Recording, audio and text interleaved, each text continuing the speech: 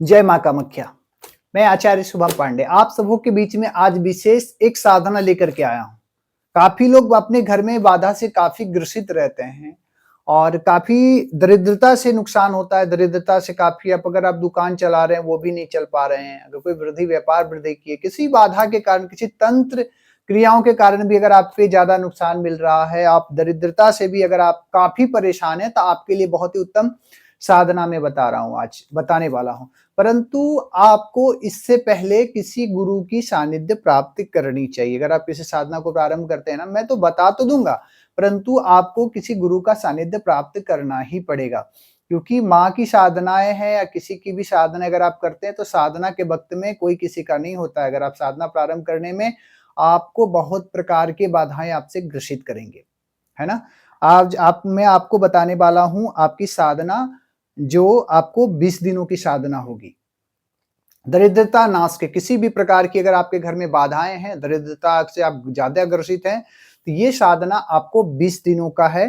और 20 दिनों के अच्छे तरीके से कर लेंगे तो आपको किसी भी प्रकार की परेशानियां हैं वो सबका उसका निवारण माँ का आशीर्वाद से हो जाएगा।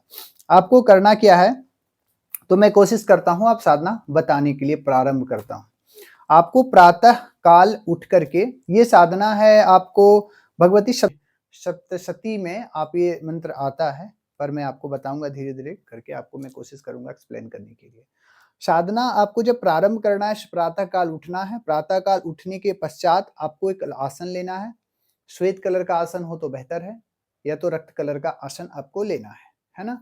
आपको आसन ले लेना है। शुद्ध वस्त्र पहनना, जो वस्त्र अशुद्ध हो उसको आपको फेंक देना है। ऐसा नहीं जो प्रत्येक दिन पहन रहे हैं, किसी भी प्रकार से वो ग्रसित हो तो उस प्रकार से वस्त्र को लें, ऐसी आपको नहीं करना है। आपको शुद्ध तरीके से वस्त्र लेना है। शुद्ध वस्त्र लेने के बाद में सफेद आसन आपका रहना चाहिए। पूर्व की ओर हमारा मुख होना चाहिए। जब हम किसी साधना करते हैं ना, तो उसमें ऋतु देखा जाता है, नक्षत्र देखा जाता है। आप किसी भी साल देखेंगे, उसमें महीना देखेंगे, ऋतु देखेंगे, कृष्ण पक्ष, शुक्ल पक्ष। फिर उसके बाद आसन देखेंगे, दीपक देखेंगे, दिशा देखेंगे, दिशा में किस दिशा में हमें साधना करनी चाहिए। दिशा के साथ में आपको पहर भी देखना चाहिए। अगर मारण के लिए अलग, मोहन के लिए अलग, किसी भी प्रकार की साधनाएं करते हैं ना, तो इसके लिए सभी का पहर विशेष माना गया है। अगर आप इस चीज को सिद्ध करना चाहते हैं तो मैं अब आपको बता रहा हूँ। आपको पूर्व दिशा की ओर मुख करके प्रातः काल में बैठना है, या तो आप संध्या के समय में भी कर सकते हैं। इसमें दो है, एक आपको प्रातः काल से आप प्रारंभ कर सकते हैं सुबह में, या तो आप संध्या काल के बाद में कर सकते हैं। पर नियम से अगर आप साधना करते हैं तो किसी चीज को आपको नियम फॉलो करना पड़ेगा, ब्रह्मचर्य का पालन करना पड़ेगा, इन प्रकार की चीजें आपको रखनी पड़ेगी। तो आपको प्रातः काल उठना है, शुद्ध वस्त्र पर धारण कर लेना है, सफेद आसन पर बैठ जाना है। बैठने के पश्चात आपको अपने मन की शांति के लिए शुद्ध तरीके से आपको बैठना है ना। उसके बाद आपको दीपक जलाना, पहले अपने आप को शुद्धि कर लेनी है। शुद्धि करने के बाद अपने आचमन करने के बाद शुद्ध शिखाबंधन कर लिए, जनेऊ धारण कर लिए, शुद्ध तरीके से जो भी है वो सब अपनी क्रियाएं कर लिए। उसके बाद में अपने आसन पे विनियोग कर लिए। आसन को जरूरी है कि अपने आसन को बांध करके रखे, तो अपने आसन को विनियोग करके उसके बाद अपने स्थान पे बैठ गए। अब क्या करना है, उसके बाद हम पहले थोड़ा गणेश जी का ध्यान कर लेंगे। गणेश जी का ध्यान करने के बाद उसके बाद पहले दीपक पूजन करेंगे, क्योंकि किसी भी प्रारंभ साधना करते हैं तो साक्षी को किसको रखते हैं, दीपक को। तो चलिए पहले मैं दीपक पूजन कर लेता हूँ। दीपक पूजन करने के बाद आपको माला किस हिसाब से माला होनी चाहिए, आपको ध्यान रहे कि अगर आप लक्ष्मी के लिए कर रहे हैं तो माला बहुत ही अनिवार्य रखता है। किसी भी चीज में हम रुद्राक्ष की माला रखते हैं वो अच्छी बात है, परंतु अगर लक्ष्मी के लिए हम साधना करते हैं तो आपको रुद्राक्ष नहीं, आपको कमलगट्टे की माला होनी चाहिए।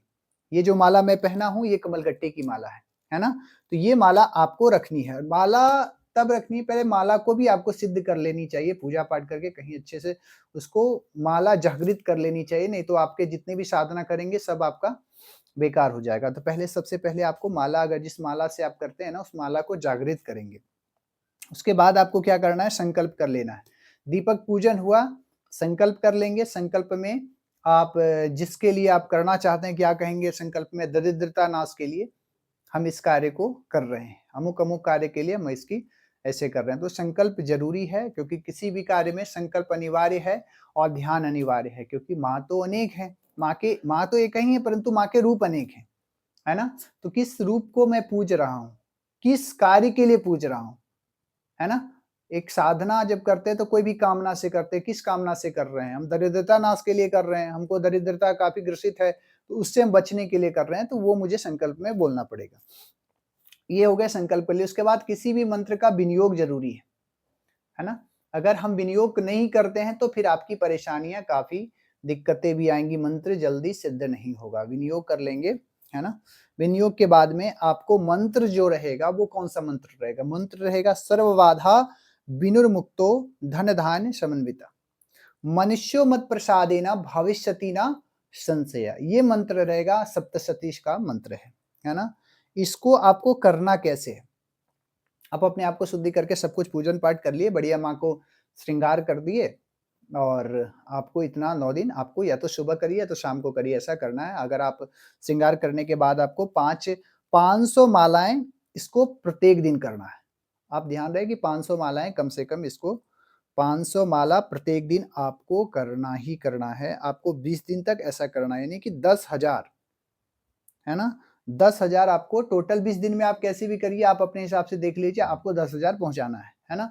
11वाँ 11,000 आप कर लें, क्योंकि आपको इसका दशांश, किसी भी चीज़ का दशांश हवन बहुत ही अनिवार्य है, तो दशांश हवन अगर आप करते हैं, तो या तो आप 11,000 10,000 का 1,000 एक्स्ट्रा हो जाएगा, दशांश हवन, हवन, मार्जन, तार्पण, ब्राह्मण भोजन, कन्या भोजन, ये अनिवार्य है। तो अगर आप इतना चीज़ करते हैं, तो आपको दशांश हवन के लिए 1,000 आप जप लीजिए। यथाशक्ति आप हवन कर लीजिएगा, परंतु 1,000 आपको एक्स्ट्रा जप लेना चाहिए। 11,000 आप जप लेंगे, तो आपके इन प्रकार की बातें जो हैं, वो आपके समापन हो जाएँगे। तो आपको सबसे उत्तम तरीका है, आप 10 दिन अगर ये जपेंगे, तो आपके जितनी भी प्रकार की 20 दिन से 21वाँ दिन आप हवन कर दीजिए, जितनी भी प्रकार की बाधाएँ हैं आपके, वो उन सभी बाधाओं को ग्रसित नहीं करेगी। आपको कोई बाधा स्पर्श नहीं कर सकता है, आपको दरिद्रता से छुटकारा मिल जाएगा, आपके घर में जो भी परेशानी चल रही है वो कट जाएँगे। इन प्रकार की जितनी भी प्रकार की चीज़ें हैं, तंत्र से क्रिया आप बच सकते हैं।